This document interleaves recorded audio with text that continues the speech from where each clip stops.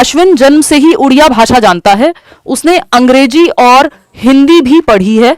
इस कथन के आधार पर पता लगाइए कि कौन सा कथन सही नहीं है। जहां नहीं लिखा होता है, नॉट लिखा होता है, वहां आपको क्वेश्चन को ध्यान से अटेम्प्ट करना होता है। पोल आपके सामने है, नहीं तो गड़बड़ हो जाती है।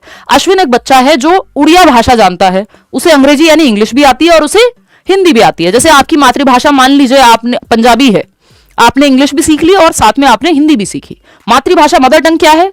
वो है आपकी पंजाबी या जो भी जिसकी भी मातृभाषा है। ठीक, तो यहां पे अश्विन एक बच्चा है जिसकी जो जन्म से ही उसको उड़िया भाषा जानता है। वो उड़िया मतलब उसका अर्जित भाषा है, भाषा अर्जन है। ये भाषा अर्जन और अधिगम का ऐसा कोई साल नहीं है जब सवाल ना आता हो यहां से। ठीक है, तो उसका अंग्रेजी अधिगम भाषा अर्जन है, यानी जो उसका इंग्लिश सीखना है वो लैंग्वेज लर्निंग का पार्ट है। बिल्कुल, क्योंकि दूसरी भाषा सीखी जाती है, लर्न की जाती है। मातृभाषा हमेशा जो है वो अर्जित की जाती है, क्योंकि जो घर में बोली जा रही है माहौल से आप अर्जित कर लेंगे, बटोर लेंगे। जैसे आपके घर में अगर हिंदी आपने, मैं मान के चल रही हूँ कि आपके घर में हिंदी या हिंदी के आसपास की कोई भाषा बोली जाती होगी, तो हिंदी आपने माहौल से अर्जित कर ली, कार्टून देख के, मूवी देख के, घर वालों से सुन के। उसके लिए आपको कोई किताब पढ़ने की जरूरत नहीं पड़ी होगी। तो जो भाषा हम बिना किसी किताब के, बिना किसी व्याकरण के, वातावरण से अर्जित कर लेते हैं, वो जनरली हमारी मातृभाषा या फर्स्ट लैंग्वेज होती है। ठीक, इंग्लिश क्योंकि उसकी फर्स्ट लैंग्वेज नहीं है, मदर टंग नहीं है, उसने अर्जित नहीं की, अर्जन किया है, लैंग्वेज लर्निंग की है, लैंग्वेज एक्विजिशन नहीं है। ये इंग्लिश में भी इसलिए बता के चलूंगी क्योंकि ये सीधा इंग्लिश से ही ट्रांसलेशन है।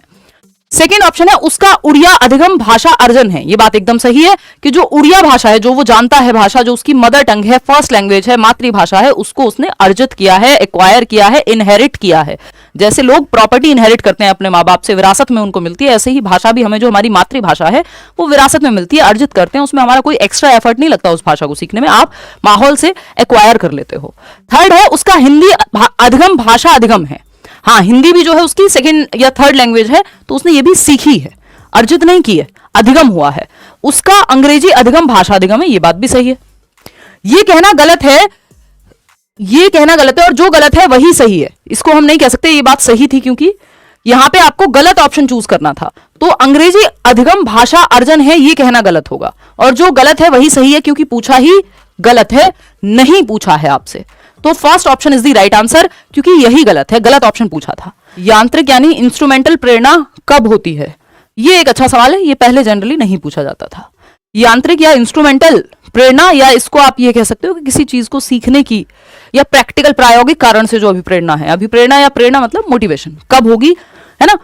जो यांत्रिक या इंस्ट्रूमेंटल की अगर हम बात करेंगे तो ये सेकंड ऑप्शन सही होगा कि जब कोई व्यक्ति उपयोगिता के कारण से भाषा सीखता है, जैसे कि रोजगार के लिए उसने भाषा सीखी, कि आपको नौकरी मिलेगी, तो आपने देखा कि जर्मनी में नौकरी चाहिए तो जर्मन आनी चाहिए, तो आपने जर्मन सीख ली। किस लिए? ये इंस्ट्रूमेंटल रीजन है, ये यांत्रिक रीजन है, कोई बहुत नेचुरल कारण नहीं है।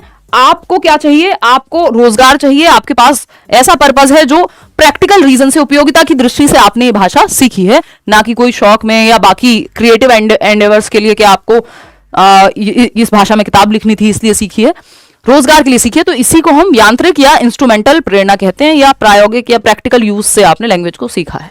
कृपा और कर्ण जुड़वा है, यानी एक बच्चा है कृपा या बच्ची है कृपा और एक बच्चा है कर्ण, जुड़वा है और मणिपुरी की विशेष बोली बोलते हैं। हालांकि उनके बोलने में विभिन्नता है, यानी दोनों में डिफरेंस है, भाषा एक ही है लेकिन बोलते अलग तरीके से हैं। बोली बोलने के उनके व्यक्तिगत विशेष तरीके को किस रूप में जाना जाएगा? यानी घर में दो भाई बहन भी हैं, तो आपका दोनों का हिंदी में ही आप बात करते हैं, लेकिन दोनों का बोलने की शैली डिफरेंट होगी। यानी आप देखेंगे, या पति पत्नी भी हैं, दोस्त भी हैं, आप कॉलेज भी जाते होंगे, आप देखते होंगे, आपको पता है कि अगर आप, कई लोग नकल करते हैं ना कि फलाने सर देखो, इंग्लिश वाली मैडम वो ऐसे बोलती हैं, या वो हिंदी वाले सर हैं वो ऐसे बोलते हैं, तो वो बोल के दिखाते हैं प्रॉपर उसी भाषा में, जबकि वो सेम लैंग्वेज बोल रहे हैं दोनों, लेकिन अपनी शैली होगी दोनों की, बोलने का लहजा होगा, है ना, या अपनी वोकैबुलरी होती है कि कुछ शब्द आप इस्तेमाल करते हैं पर्टिकुलरली। तो अगर हम देखते हैं तो ये किस रूप में जाना जाएगा बोली को बोलना? मणिपुरी बोली, व्यक्ति भाषा या वाक क्रिया। 70% लोग सही जवाब दे रहे हैं कि व्यक्ति भाषा या इडियोलेक्ट बोलते हैं, या आइडियोलेक्ट बोलते हैं, यानी इंडिविजुअल का डायलेक्ट। आइडियोलेक्ट यानी इंडिविजुअल का डायलेक्ट, इडियोलेक्ट इसको यूज करते हैं इंग्लिश में, यानी इंडिविजुअल की अपनी शैली है बोलने की भाषा को, डायलेक्ट है बेसिकली, डायलेक्ट है अपना तरीका है बोलने का।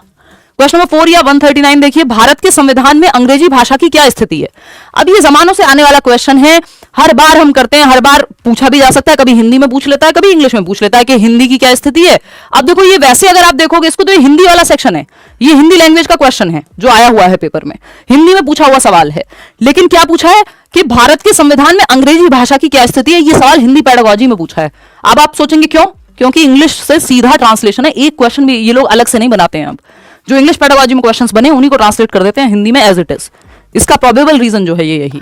अगर आप बात करेंगे तो इसमें ओला मैं पढ़ाती हूं कि ऑफिशियल लैंग्वेज एक्ट 1967 में आया था, जिसमें हिंदी जो है वो राजकीय यानी ऑफिशियल लैंग्वेज है हमारी देश की। हिंदी राष्ट्रभाषा नहीं है, राष्ट्रभाषा कोई भी नहीं है हमारे देश में। हिंदी जो है नेशनल लैंग्वेज कोई नहीं है, हिंदी आपकी राजभाषा है यानी ऑफिशियल लैंग्वेज है, राजकीय कार्यों में इस्तेमाल होगी। लेकिन पूछा क्या है हमसे, अंग्रेजी के बारे में पूछा है। आप क्या जवाब देने में लगे पड़े, official language. Official language English नहीं है सरकार, ऑफिशियल लैंग्वेज हिंदी है। इंग्लिश उसकी सहकारी है, एसोसिएट ऑफिशियल लैंग्वेज है ना। तो ओला के तहत यानी इस एक्ट के तहत जो ऑफिशियल लैंग्वेज है वो हिंदी है। और जो एओएल है ओला के तहत, एओएल बोले तो एसोसिएट ऑफिशियल लैंग्वेज, एओएल वो है इंग्लिश। सह राजकीय भाषा है कि जहां पे हिंदी नहीं चल पा रही, साथ साथ आप इंग्लिश का भी इस्तेमाल करेंगे राजकीय कार्यों के लिए, तो ये एसोसिएट है, एसोसिएट ऑफिशियल लैंग्वेज है इंग्लिश, ना कि ऑफिशियल है। ऑफिशियल हिंदी है, याद रखिएगा, ठीक है। तो ऐसी गड़बड़ नहीं करनी है, बहुत ही आसान सवाल है। थर्ड इसका सही आंसर था, तीसरा ऑप्शन। आगे बढ़ेंगे नेक्स्ट क्वेश्चन नंबर 5। एक ऐसा परीक्षण जिसका उद्देश्य विद्यार्थी विशेष के कमजोर और प्रबल पक्ष के विशिष्ट क्षेत्रों की पहचान करना है, क्या कहलाता है। यानी एक बच्चा जो कमजोर है किसी क्षेत्र में, किसी पक्ष में कमजोर है या किसी पक्ष में मजबूत है, तो उसका पता लगाने के लिए कौन सा परीक्षण हमें लेना चाहिए, यह पूछा है कि एक ऐसा परीक्षण यानी ऐसा टेस्ट जिसका उद्देश्य यानी ऑब्जेक्टिव क्या है, विद्यार्थी विशेष के कमजोर यानी कहां पे उसकी स्ट्रेंथ है, कहां पे वीकनेस है, कहां गैप एरिया है उसका, यह पता लगाना इस टेस्ट का उद्देश्य है। जैसे ही वीकनेस पता लगाने की बात होगी तो आप समझ जाएंगे कौन सा ऑप्शन, फोर्थ ऑप्शन कितने लोग दे रहे हैं, 60। बहुत बढ़िया, 63% लोग ये फोर्थ ऑप्शन दे रहे हैं। निदानात्मक परीक्षण कहते हैं, डायग्नोस्टिक टेस्ट अंग्रेजी में कहते हैं इसको। ये गैप्स का या कमियों का पता लगाता है, डायग्नोस किया जाएगा, फिर रेमेडी दी जाएगी, है ना, जिसको हम उपचारात्मक शिक्षण कहेंगे। तो निदान में आप पहले कारण पता लगाते हैं कि कमी कहां है, किस तरफ स्ट्रेंथ है, क्या वीकनेस है, गैप कहां है, तो डायग्नोस करके फिर रेमेडी दी जाती है। हमेशा पहले डायग्नोस्टिक टेस्ट, फिर रेमेडियल क्लासेस या एक्स्ट्रा क्लासेस आपकी लगाई जाएंगी। ये तो आपका रचनात्मक परीक्षण है, फॉर्मेटिव टेस्ट कह सकते हो, वस्तुनिष्ठ यानी ऑब्जेक्टिव टेस्ट, वैधता यानी वैलिडिटी टेस्ट, ये सब एक्स्ट्रा बातें हैं अभी के लिए, क्योंकि पूछा क्या है, सिंपल के कमी का कैसे पता लगाओगे। क्वेश्चन नंबर 141 या फिर 6 देखिएगा, अदिति भूतकाल के नियम जानती है, यानी पास्ट टेंस के रूल्स को समझती है। अदिति एक बच्ची है, ठीक है। अगर इसको हम थोड़ा सा जूम आउट करें तो अदिति भूतकाल के नियम जानती है परंतु संदर्भ के अनुसार उनका प्रयोग नहीं कर पाती है। यानी नियम सारे पता है अदिति को भाषा के कि भाई पास्ट टेंस में ईडी लगता है, अगर मान लीजिए वर्ब की सेकंड फॉर्म में जिन भी वर्ब्स में ईडी लगता है तो पास्ट बन जाता है, ये उसको पता है।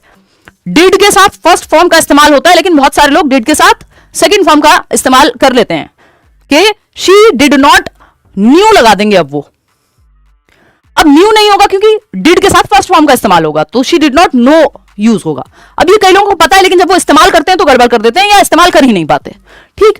तो ये ऐसा ही है कि अदिति एक बच्ची है जो पास के नियम तो जानती है, परंतु जब कॉन्टेक्स्ट आता है, जब सिचुएशन आती है, संदर्भ होता है, तो प्रयोग नहीं कर पाती इन नियमों का।